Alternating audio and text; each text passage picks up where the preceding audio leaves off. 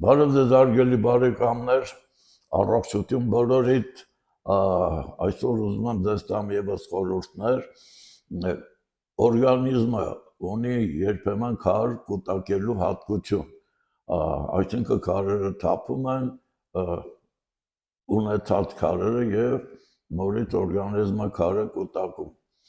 Նմանատիպ դեպքերում խորհուրդ եմ տալիս վերցնեք Փիփերթի չորացրած փիփերթը տերևները կարող եք նաև ամբողջությամբ չորացնել լավ մանրում եք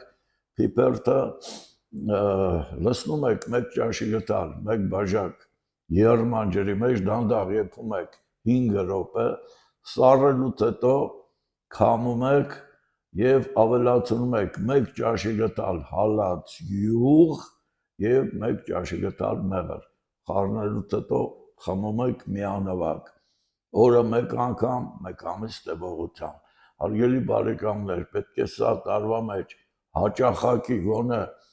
ամիսը մեկ անգամ, այսինքն մեկ ամիս ընդմիջում տալով տարվա մեջ մի քանի անգամ կատարեք, որը կանխում է միզապարկի, լյարդի եւ երիկամների քարագոյացումը։ Եվ իհարկե, եթե արդեն կան քարեր, այն նպաստում է դրանց դուրս գալուն։ Իսկ եթե ունեք քարեր, որոնք չեն մանրվում, չեն փշրվում, որպեսզի դուրս գան, մեծ քարեր են, մեծ դու չեք ասում ձվի չափ, իհարկե, բայց ասենք մինչև 1 սանտիմետրանոց քարեր հեշտությամբ դուրս են գալիս։ Ապա այս դեպքում վերցնում եք կաղամբի արմատները, չորացնում եք կաղամբի արմատները, այրում եք, դարձնում եք մոխիր, մի հատ լավ կքամեք,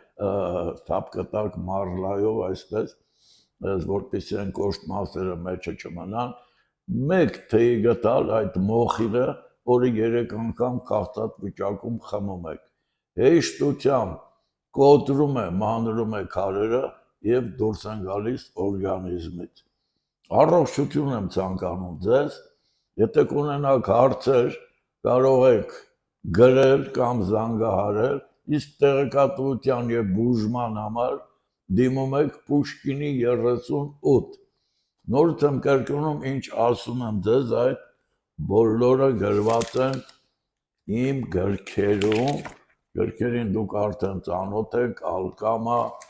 բժշկարան, գրքերի մասին կխոսանք առանցին